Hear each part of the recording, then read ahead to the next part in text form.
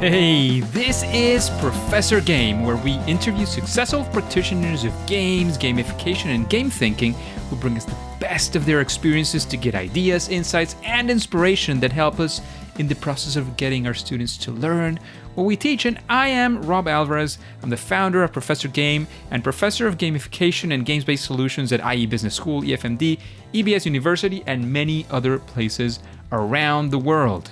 And if this content is for you, then please go ahead and subscribe to our email list for free at professorgame.com/subscribe. Hey, engagers, and welcome back to another episode of the Professor Game podcast. And we have, as always, a very special guest. We have today with us Danielle, but Danielle, we need to know, are you prepared to engage? I am.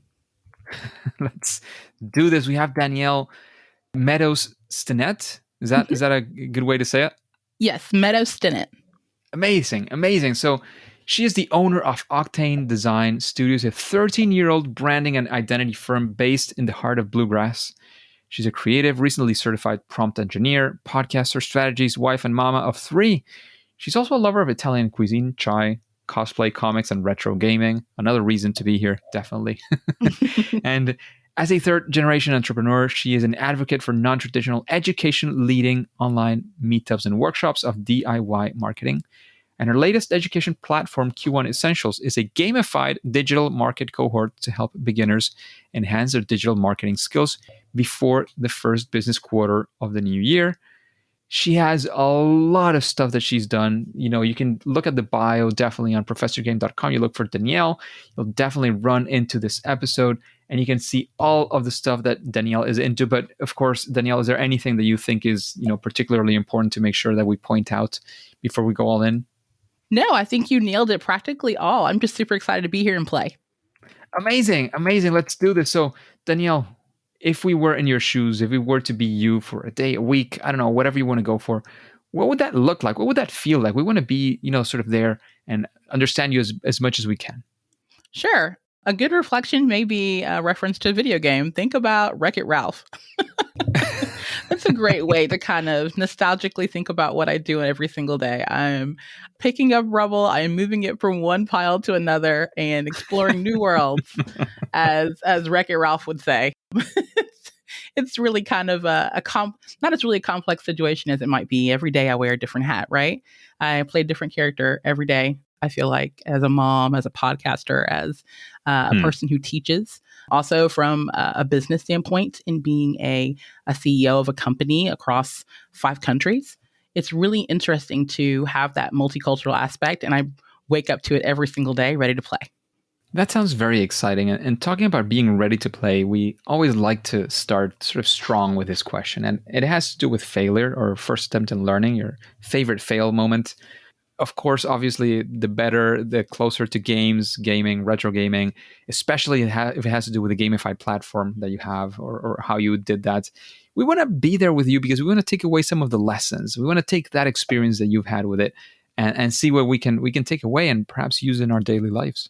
Absolutely. What better example than our gamified cohort, Q1 Essentials? We first started this several years ago, 3 years ago to be exact. And when we first started this cohort, the gamification was not an element. When we say cohort, it literally is an online space where you both learn courses, but also have a community backing, if you will. And so I had set up this community. I had done really well, I thought. And as I slowly get further into Q1, I'm noticing like my sales and my pitch and just the platform itself just wasn't all in sync or wasn't all like saying all the same things at the same time. I really needed to go back to a level of what my messaging was. And so what I ended up doing after kind of losing a bit from Q1 was going back and restructuring it entirely. So I literally gutted the whole thing and decided I'm going to build it in a different way. And I want to keep it gamified so that it obviously is on brand for us, but even more so, we learn, in the way that I've built my life and my family is in around the strategy of play. And I absolutely love the fact that I can use the strategy of play to kind of help other people through figuring out and answering problems in and around digital marketing. And that's exactly what we ended up doing as a team. It started out with just me teaching some small things. Then it grew to a team of 6 very quickly. So there's 6 different people teaching these courses. And now it's more than me. All of them want to play on some level, from live classes and bonus content to now kind of developing more internal relationships with these customers. Some of them have come back for multiple years now because of the way that we've set up those gamified spaces. Amazing. So, you had to restructure it, but we'd like to, I just want to dive in a little bit, one level deeper in that sense, if possible. Mhm. What happened? Like, what went wrong, and what did you do different? Like, what did you change? How did it become better? We want to make sure we take some lessons from your experience. Absolutely. So in the beginning, it was more so of, hi, I have these courses, you should take them. Right? We always know it should be more than that. Okay, if anything, learn from me from that. It can't just be putting it out there in the world and assuming if you build it, it will come. It's not like that at all. It really is a matter of kind of finding your people, finding your tribe. And I had to readjust that because I really thought that my tribe was more of just the everyday e-learner that was looking to, learn a little bit more in this area. And I really had to kind of niche it down to people who were practically noobs, right? Like people who had no common interest or even want to learn a whole lot about digital marketing. They just wanted to know the basics so that they could, get through the quarter, the year, however they want to, level up. So I really had to, again, know my audience, right? That's really the deeper lesson that I had to learn. Amazing. And that's always very, very important. We like to call the audience or the clients or the users, we like to call them players. So Yes. getting to know your players is always crucial. Absolutely. So that is a great lesson. And actually, how about we go now for the opposite, so to speak, a success. One of those times you went out to do something, again, especially if it has to do with something gamified, that would be a lot better. That's kind of a bonus. And, it's a proud moment. Do you want to sort of show off and say, well, this is what happened, this is what we did, and this is what we perhaps did right, or what we think we did right to get to this? Absolutely. So again, I brag on Q1 because this was literally just a nag. This started out as a nag, someone who just told me repeatedly, hey, how do you solve this problem? And I just started making these small, quaint videos about how to solve digital marketing problems. And then it kind of grew. And as it grew, it started to gain momentum. And Danielle, I just love how you break things down. I love the fact that you do like a play-by-play. I love the fact that you, within the group, bring in other gamified community incentives and bonus things so that other people can feel engaged or feel even more invited to take on more and new content that comes from the platform. So this is something that I'm definitely celebrating now, because now we have a whole team that actually from different parts of the world that all teach on different topics in and around digital marketing, all women. I love the fact that this platform has continued to grow in numbers. And I love the fact too that people want more from us. Like people actually enjoy taking the courses more than just taking it just because they, they want to play. People are excited about wanting to play with us. And I think that's been such a game changer for how we started into how we are now. Amazing. Thank you very much for that experience that you've had. And it's always a pleasure to see how gamification is actually working for all these people, right? And you seem to be a prime example of that. And having had this experience, Danielle, we always sort of want to get into your head of how you do it. Like, what does gamify look like for you? And especially, how do you build it? Do you have a process? Do you have some steps? How does it work? If you were to start over again or do a new one, a new gamified platform, how would you do it?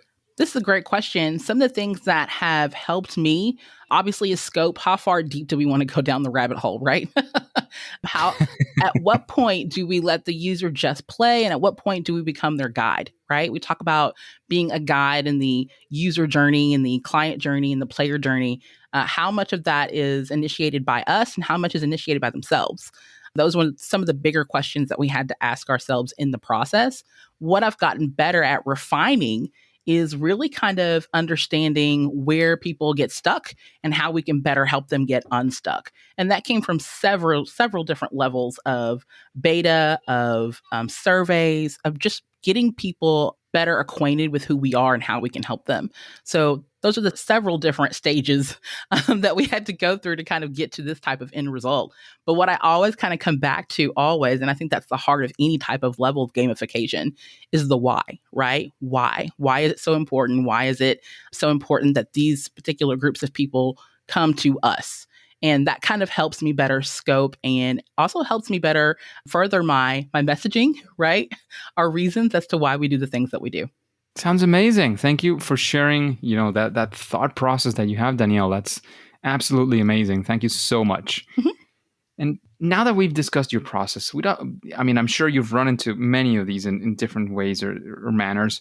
What is one of those best practices that you've run into? Something that you say, well, if you do this, at least your gamified project will be a little bit better. Obviously, it's testing it out, right? It's knowing that audience, fine-tuning who actually will work with you, right? Like, I feel like there's a level of, we talk about, beta testing and testing in general, things along those lines. We create a lot of questioning options. Like, we really ask questions like, what is working for you? What is not? We also allow opportunities for people to kind of play. And that's really important too. Here is a specific platform that we just kind of want you to try out. Give us your feedback. What worked for you? What didn't? That's a great way for us to kind of engage and gauge what actually works for the people that we want to target the most. That is definitely a best practice. Definitely a very important thing to do. Engagers, keep that in mind. And Danielle, you've heard many of the questions now. You kind of know what we're after, what we're doing here. What is the vibe of the podcast? Does somebody come to your mind that you say, well, I'd like to hear this or that person answering those questions on Professor Game, sort of a future guest in a way? Oh my gosh, like all the women developers, let's go. Pick a number. There's so few of us out there who are in a place where they feel like they are positively sharing, their processes. For a lot of women, and I'll just say in general, even overall, like developers of any kind, sometimes we kind of feel stuck in our fishbowl. And we feel like we can't, be encouraged or empowered enough sometimes to kind of share the knowledge base that we have. And I really just kind of squash that, right? We're going to go back to Wreck-It Ralph and just smash all those walls. We don't need it. We don't have to have that type of mentality. It's really cool to see a community that's so vibrant in gaming, whether you're playing classic games or you're playing the latest. The strategy behind play, right? Like all the things that we go back to in our initial thoughts and feelings around gaming, you can harness that magic and still use that as an empowering lesson to continue to share your wealth. We love that saying, each one teach one. Absolutely. And I couldn't agree more, but I'm still going to press you. If you have any name that comes to your mind, it would be amazing. Okay. Let's see. Oh my goodness. Where do I start? There's a lot of female developers out there. There is one specifically that I follow. Her name is Kennedy. She's actually on TikTok a lot. She's more of a gamer, specifically Nintendo Switch like type of influencer, but she also is developing a game herself. One of the cool things that I like about Kennedy specifically is that obviously she's a woman of color, and I love supporting women. And I love the fact too that she makes everything look super accessible. So I really am excited about Kennedy and the things that she's been doing specifically around her build. Amazing. Thank you very much for that recommendation. We'll try to see if maybe we can reach out and have her on the show, and definitely call you out and say, well, Danielle, maybe you want to listen to this episode. Yes. At this point. And Danielle, you've recommended a guest for the podcast, and thank you for that. Is there a recommendation in the side of books, something that you or a book that you would say, well, engagers, if you're interested in this whole thing of designing games or designing gamification or gamified platform, this book might be interesting, inspiring, whatever you want to call it?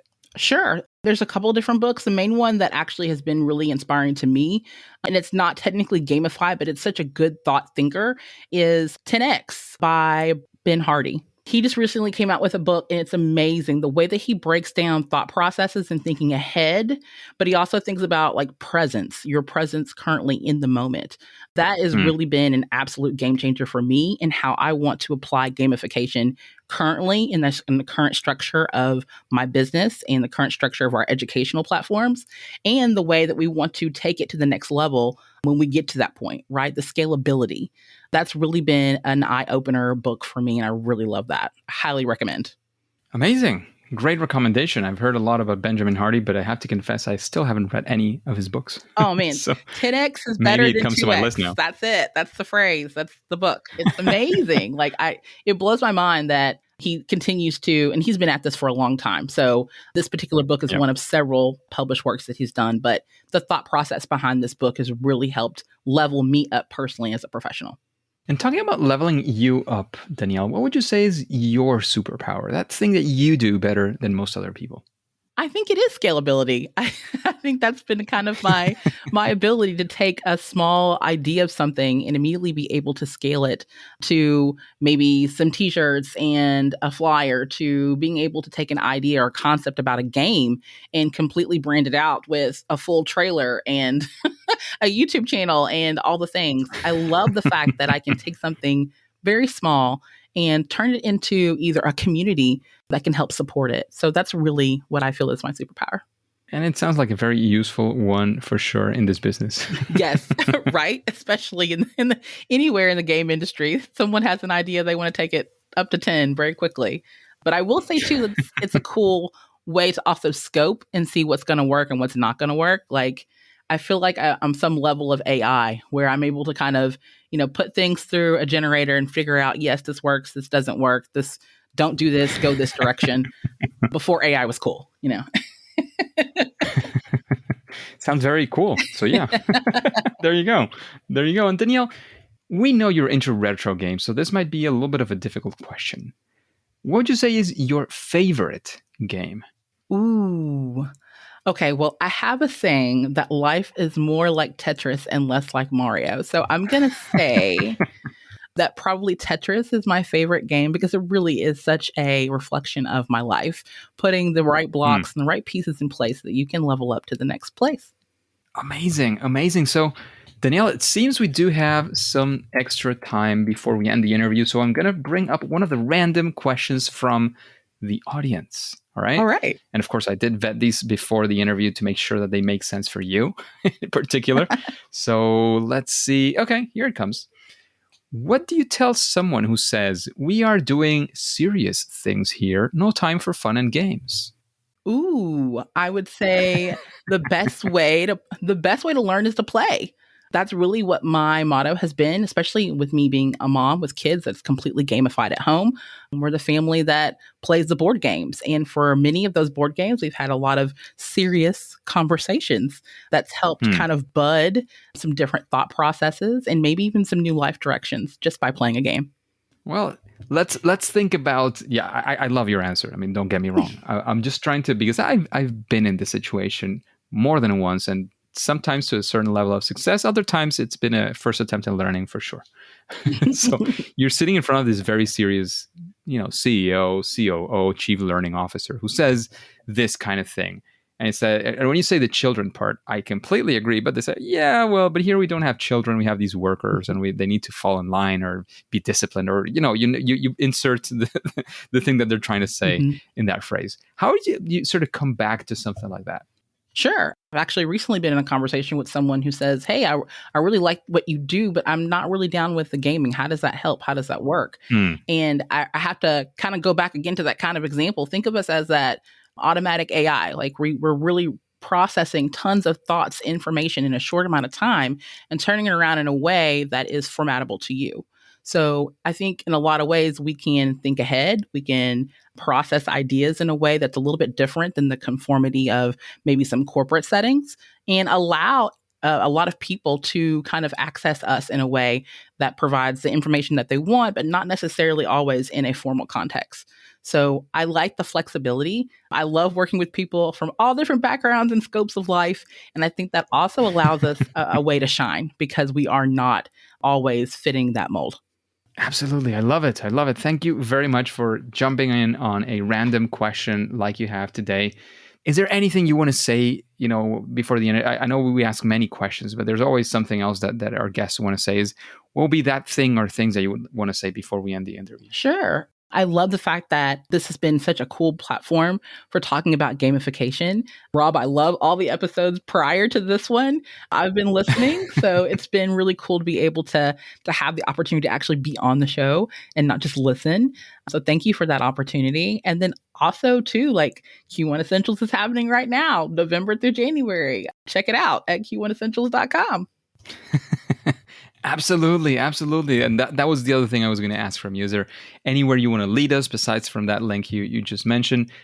I don't know, social media where we can find out more about you, about your projects. I don't know, wherever it's your time, it's the time for you to, promote whatever you want to promote at this point. Okay, awesome. Well, you can definitely find us online at lexoctane.com, where we love to talk. Instagram is our space of choice, which you can always follow us at Octane Designs with an S.